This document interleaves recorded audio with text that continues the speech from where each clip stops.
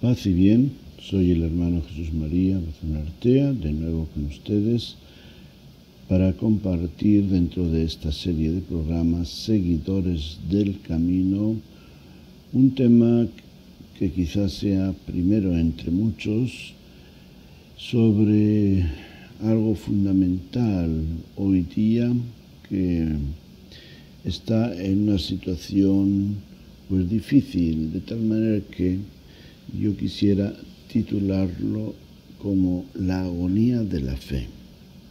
La agonía de la fe tiene un poco de eco de un libro publicado por el famoso Miguel de Unamuno, un hombre de letras, que escribió, que nos dejó una herencia literaria en prosa e verso muy rica, y en aquellos tiempos de la primera mitad del siglo XX escribió un libro, La agonía del cristianismo.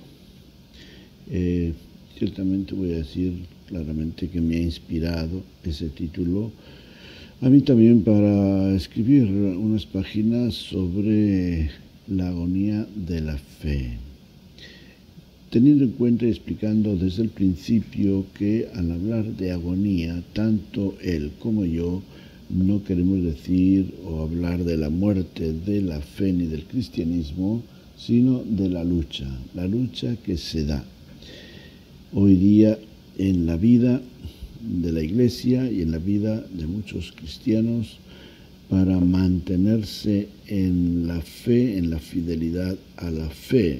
Sirva la redundancia porque fidelidad viene de fe, de ser coherente con nuestra fe. Bueno, pues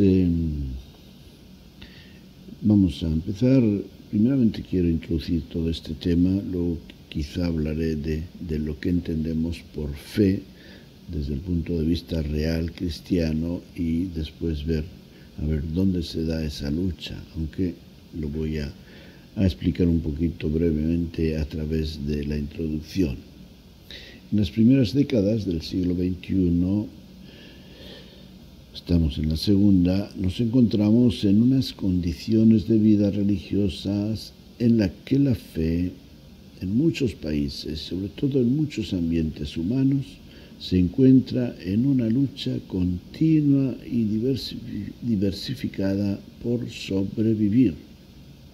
O sea, será porque se le exigen otras formas de hacerse creíble y relevante en la sociedad posmoderna.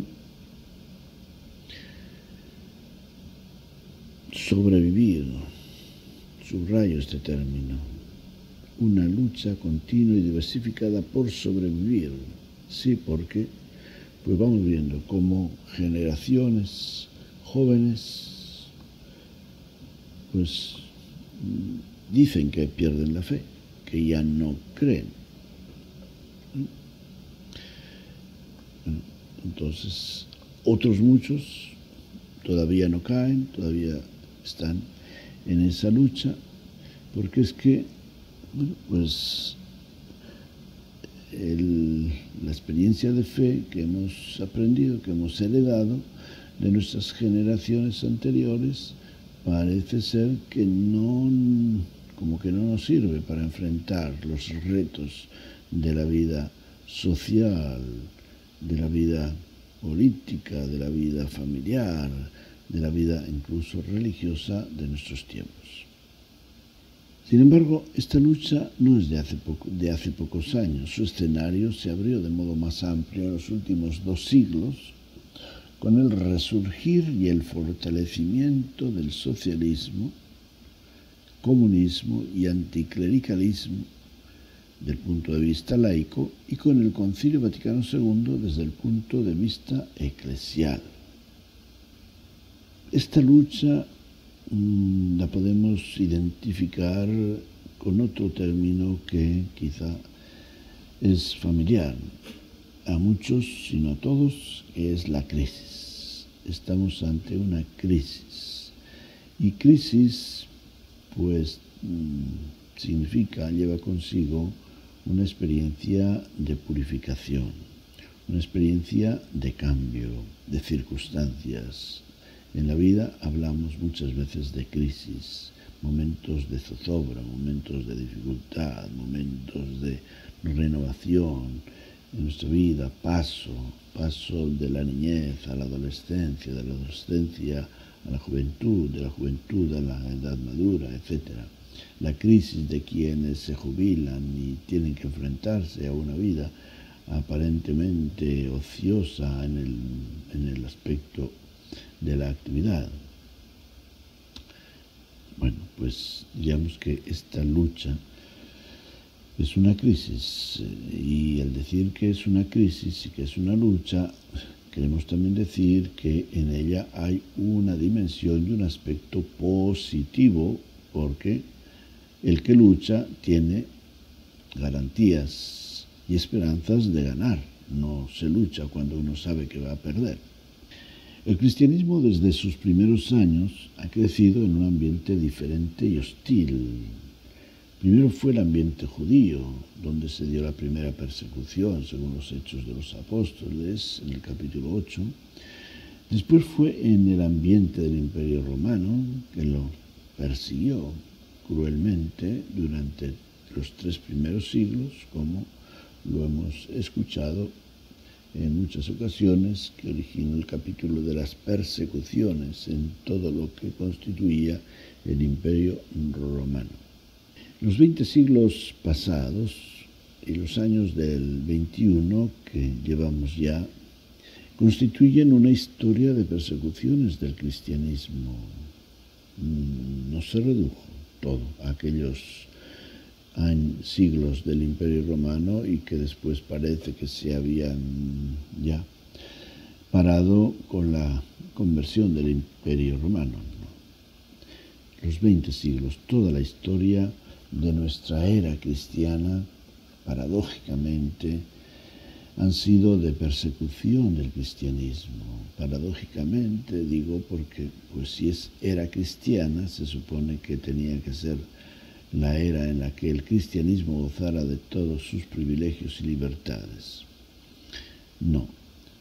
Y estas persecuciones han estado presentes en sus diferentes ramas y confesiones, igual en países cristianos como no cristianos. Es decir, donde se ha hecho presente el cristianismo, tanto a través de la Iglesia católica como de otras iglesias cristianas, ortodoxa, reformada, etc., han sufrido persecuciones.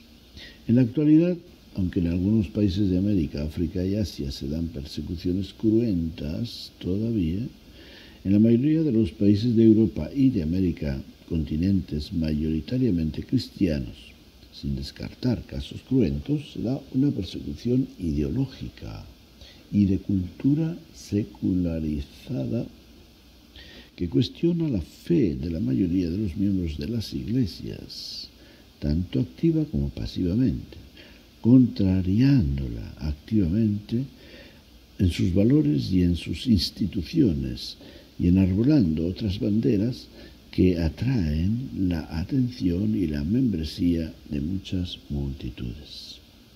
En la Iglesia contamos hoy con el fenómeno de los cristianos alejados, un grupo muy grande, del cual nos habló el Papa en su exhortación apostólica sobre la evangelización. Cristianos que en un tiempo fueron cercanos, pero que por diferentes razones se han alejado de las prácticas religiosas eclesiales. Entre ellos están el grupo de los jóvenes, hijos de familias católicas, pero que no han sabido o podido asumir personalmente la fe que recibieron doctrinalmente de sus padres y abuelos. Entre ellos están los que más tarde, influenciados por el ambiente urbano de anonimato o por falta de identidad, con una comunidad eclesial o parroquial, han dejado de asistir a la iglesia regularmente. Entre ellos están también los que, en medio de los cambios que se han dado en la Iglesia en temas morales, se han visto liberados de esas obligaciones que los tenían pendientes de la misa dominical y de la confesión anual. Entre ellos están los que se han escandalizado de las noticias recibidas sobre la conducta de miembros del clero, concretamente por los mal famosos casos de pedofilia. Estos grupos de alejados han sentido esa lucha de la fe de forma diferente. Algunos han cuestionado a la Iglesia en general, otros han cuestionado a sus ministros, otros han cuestionado a Dios frente a los fenómenos trágicos del cosmos y de la humanidad. Y podemos decir que muchos se han dado por vencidos en la lucha y han dejado la fe, a un lado y se han puesto del lado de quienes, para acallar su conciencia, han levantado acusaciones contra todo lo referente a la religión. De esta forma, esta lucha o agonía de la fe ha revestido una dinámica interna y una dinámica externa. En la dinámica interna está la lucha individual de quienes todavía son creyentes y se debaten entre lo que han creído y lo que no quieren creer, o quizá quisieran volver a creer. En la dinámica externa está la lucha entre el ambiente secularizado y la propia conciencia, entre los signos que invitan a creer y la vida de muchos creyentes que invitan a no creer. Entre quienes viven esta experiencia, a veces se escucha decir, quisiera creer. Es como el grito de quien se ahoga y grita pidiendo auxilio. En ellos se manifiesta sensiblemente esa agonía de la fe en la que algunos encuentran la muerte espiritual porque no tienen quien les tienda la mano. La Iglesia, por medio del Papa Francisco, ha expresado la necesidad de abrir las puertas de la Iglesia para salir a su encuentro. Y el Papa, en el documento El gozo del Evangelio, ha llamado a la responsabilidad misionera de la cristiandad para salir al encuentro de todos los alejados, a cada uno según las circunstancias en las que vive. Cito unas palabras del Papa en ese sentido, en el número 20, el Papa dice, todos somos llamados a esta nueva salida misionera. Entonces, nos ha dicho que abramos las puertas de la Iglesia, pero para salir. No solo para entrar, o no principalmente para entrar los que están alejados, como estamos acostumbrados a pensar, sino para salir nosotros al encuentro de todas estas personas que, pues muchas de ellas sufren, como el hijo pródigo que se fue de la casa del padre y quisiera volver, pero tienen miedo, tienen pena de que o no conocen si merece la pena hacer un esfuerzo por regresar.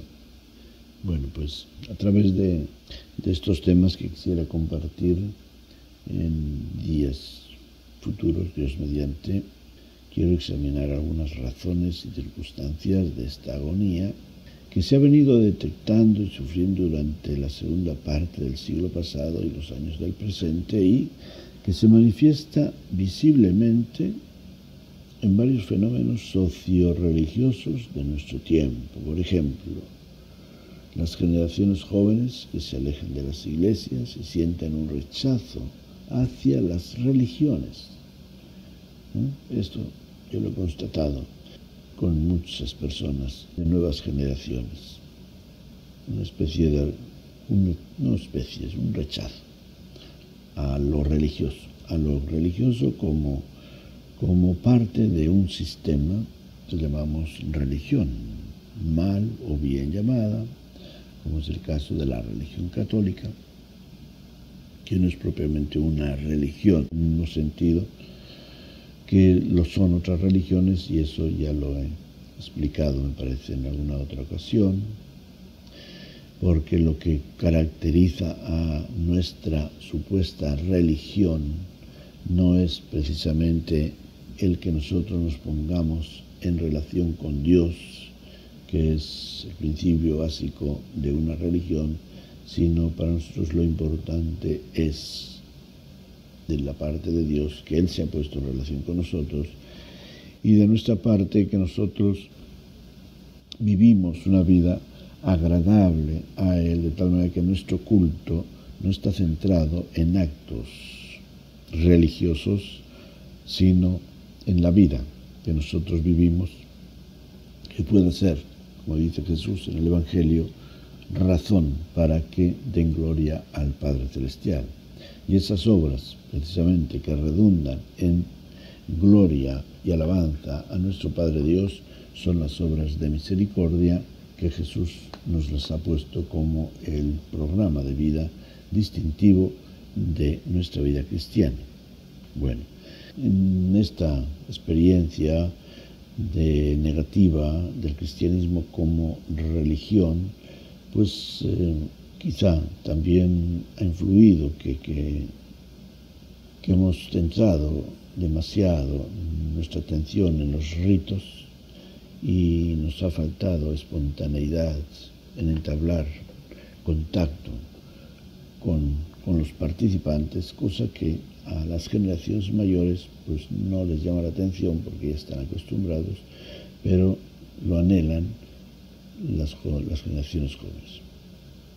Y pues bueno, muchas de estas personas consideran que ciertas prácticas de la Iglesia hoy día, inclusive la misa, como que son obsoletas y aburridas.